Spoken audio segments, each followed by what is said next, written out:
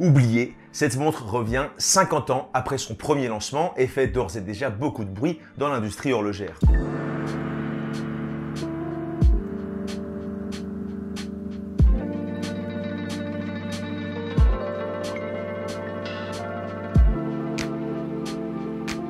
Nevada Grenchen est une marque assez confidentielle, mais pourtant bien connue des amoureux et collectionneurs de vintage. Et la raison est plutôt simple, cette marque a sombré pendant la crise du quartz, donc logiquement il ne restait que des montres disponibles en vintage. Sauf qu'en 2018, grâce à Rémi Chabrat et Guillaume Lédet, la marque est relancée pour notre plus grand plaisir avec deux rééditions de modèles phares, l'Antarctique et la Chronomaster Aviator Sea Diver. Un peu long. Guillaume, c'est avant tout un passionné, il a donc fait les choses en respectant au maximum les catalogues de l'époque. Guillaume nous a d'ailleurs confié sur la chaîne que même s'il avait relancé la Chronomaster avec le mouvement automatique, il vendait dans les 80% de mouvements manuels. Sa clientèle traduit donc ici son amour réciproque pour l'héritage de la marque.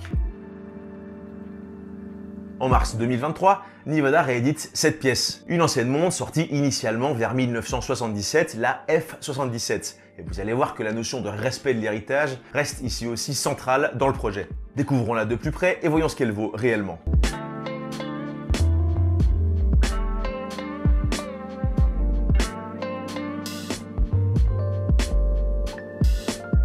Au premier coup d'œil, cette F77 vous fait certainement penser à quelque chose et c'est bien normal.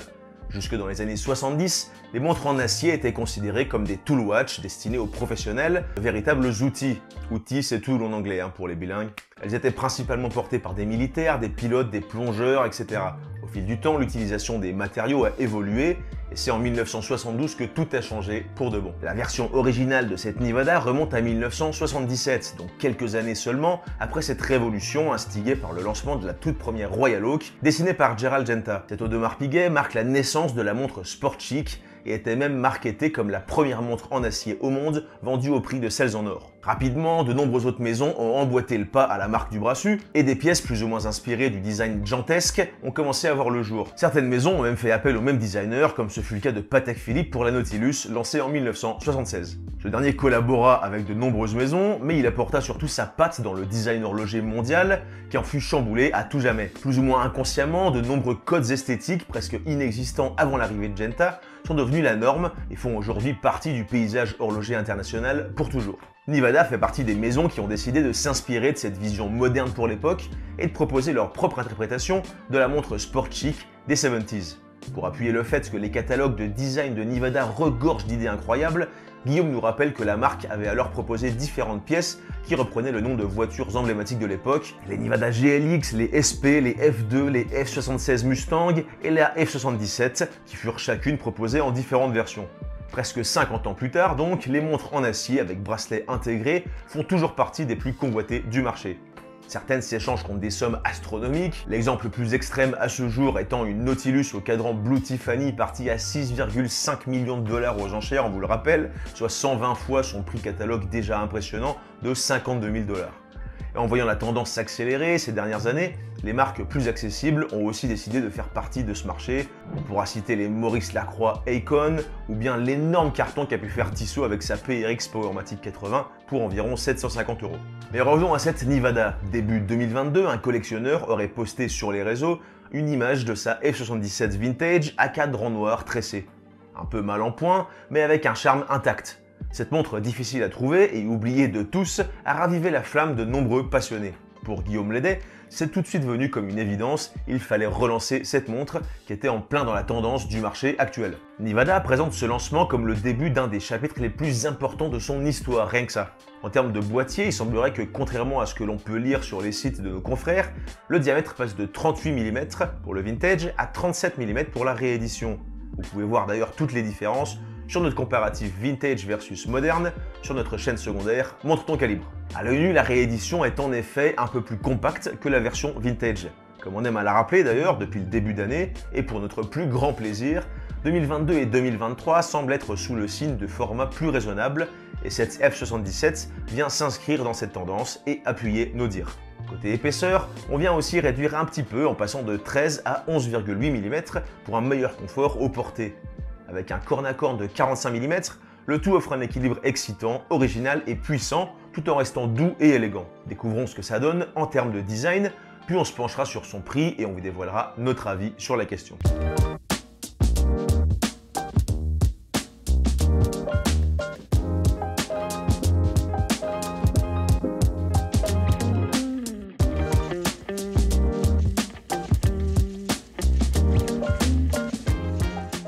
Le design est assez fidèle au dessin de l'époque et la F77, nouvelle génération, joue habilement avec les lignes fortes, les arrondis, les angles et les textures. Elle prouve que les designs de la montre sportive de l'époque étaient avant-gardistes et qu'ils restent bel et bien intemporels, en plus d'offrir une polyvalence rare. Cette belle lunette fixe octogonale aux vis apparentes nous fait instantanément voyager dans le temps et nous transporte dans les ateliers vintage.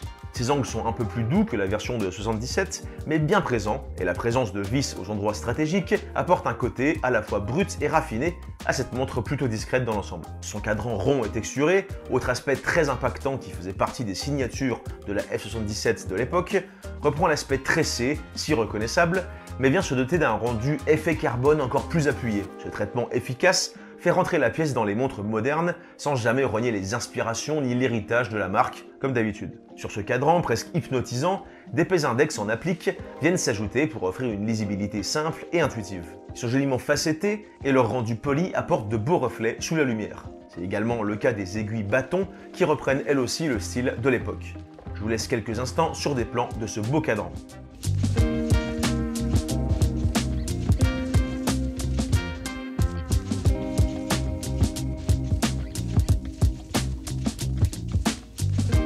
Le logo et le nom de la marque se retrouvent à 12h et ils ont tous les deux subi un relooking discret mais réussi, apportant un rendu au croisement du moderne et du vintage. La couronne à 3h semble un peu oversized pour le diamètre de 37 mm, mais c'est un choix que je trouve judicieux. Elle vient justement ajouter au style de la pièce et l'élargit légèrement en lui offrant une asymétrie maîtrisée et cohérente. Les matériaux sont aussi les mêmes que ceux de l'époque, à savoir de l'acier inoxydable 316L pour le boîtier comme pour le bracelet intégré, point absolument central dans l'identité et l'ADN vintage de l'époque. Pour les finitions, on est principalement sur un aspect acier satiné brossé qui donne une dimension industrielle chic à la pièce. Mais on retrouve aussi des détails polis, ajoutant un peu de complexité et de profondeur au tout.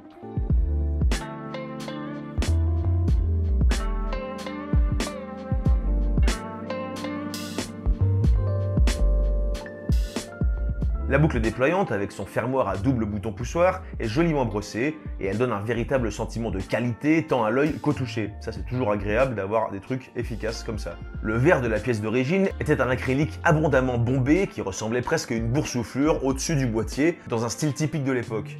Cette nouvelle pièce a gardé l'idée, mais l'acrylique fut remplacé par le saphir pour le plus grand plaisir de tous les adorateurs du verre inrayable. En revanche, le rendu est bien plus discret, plus fin et plus élégant. Personnellement, j'aurais probablement opté pour un verre acrylique pour rester au plus proche de la montre d'origine, mais ce choix de saphir sera vu par beaucoup comme une amélioration, j'en suis convaincu. Pour commencer, 4 versions seront proposées, une version avec date et une sans, toutes les deux disponibles avec un cadran bleu et un autre cadran noir, pour un total de 4 références, et si l'on en croit ce que la marque laisse sous-entendre dans les communiqués de presse, ces références ne sont que le début de l'histoire. On vous dévoile d'ailleurs en fin de vidéo la prochaine couleur de cadran qui va sortir. En se basant sur leur expérience et sur les demandes des clients, Guillaume et son équipe ont choisi d'équiper ces pièces avec le Soprod P024 avec ou sans module de date. Il s'agit d'un calibre Swiss-made à remontage manuel offrant une réserve de marche de 38 heures qui a fait ses preuves chez de nombreuses micro-brands ces dernières années. Le choix de cette option s'explique notamment par la fiabilité reconnue et le rapport qualité-prix du mouvement. Le prix catalogue de ces 4 versions sera de 1089 €. Il s'inscrit lui aussi dans la logique de Guillaume, qui veut rendre Nivada accessible au plus grand nombre, tout en gardant des standards de qualité stricts. Elles ont été présentées au monde le 7 mars dernier et le lancement officiel en précommande est pour le 7 avril. Et parce qu'une bonne idée n'arrive jamais seule, toutes les pièces précommandées pendant les 77 premières heures seront numérotées. Alors à votre avis, qui est-ce qui va avoir la numéro 77 ? Comme d'habitude, tous les liens pour retrouver cette montre et l'acheter seront en description. On en est convaincu, cette F77 va faire parler, elle sera probablement taxée dommage, mais rappelons bien qu'il s'agit d'une réédition d'un modèle qui était au catalogue de Nivada dans les années 70. Elle est légère, fine, parfaitement équilibrée et très bien finie. Pour du Swiss-made, elle offre un positionnement intéressant dans le sport chic accessible. D'après moi, le bracelet fait clairement partie des points forts de la pièce. Son rendu épuré et travaillé vient habiller la montre et le mariage est vraiment réussi. Je trouve qu'il est difficile de proposer des bracelets intégrés en acier originaux et efficaces, mais Nevada a réussi ce tour de force avec brio. J'aurais apprécié retrouver un guichet jour-date comme sur la version de 77, mais Guillaume et son équipe ont opté pour du plus sobre, ce qui se défend également. Bon, s'il faut choisir, j'opterai en tout cas pour la version avec date, qui fait aussi mieux ressortir sa belle bille de lume à 3 heures. C'est parfois compliqué de délimiter l'inspiration de l'hommage ou de la copie, mais on vous pose la question, est-ce que le fait de relancer une montre qui existait au catalogue il y a près de 50 ans n'offre pas une meilleure légitimité? Dites-nous ce que vous pensez de cette question et de la montre en commentaire. En tout cas, cette montre va faire un tabac, on en est sûr, et ce sera d'ailleurs la couleur du prochain cadran, brun tabac. D'ailleurs, si vous souhaitez une sélection d'alternatives à la Royal Oak, je vous invite à cliquer sur la vidéo de gauche pour une sélection à moins de 1500 € et à droite pour une sélection à partir de 1500 €.